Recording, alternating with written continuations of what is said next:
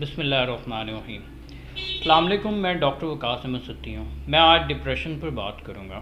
Depression ایک خاص بیماری ہے جس کے اندر انسان شدید ذہنی دباؤ کا شکار ہو جاتا ہے اور صحیح سوچنے اور سمجھنے کی صلاحیت کو کھوتا جاتا ہے۔ عام عوام میں ڈپریشن کو ایک نفسیاتی بیماری اور کمزور ذہنیت سمجھا جاتا ہے، اور کچھ لوگ جنات اور جادو ٹونے کا اثر بھی سمجھتے ہیں، لیکن اصلیت اس کے بالکل برعکس ہے۔ یہ بیماری کسی بھی اور بیماری کی طرح ہے، اور اس میں نفسیاتی عوامل کے علاوہ شوگر، فالج، لمبی انفیکشن جیسے ٹی بی، ٹائیفائڈ کی وجہ سے بھی انسان ڈپریشن میں جا سکتا ہے۔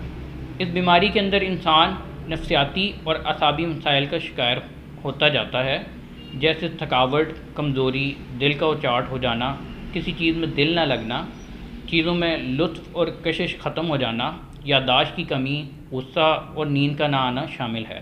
شدید ڈپریشن میں انسان مایوس ہو کر خودکشی بھی کر سکتا ہے۔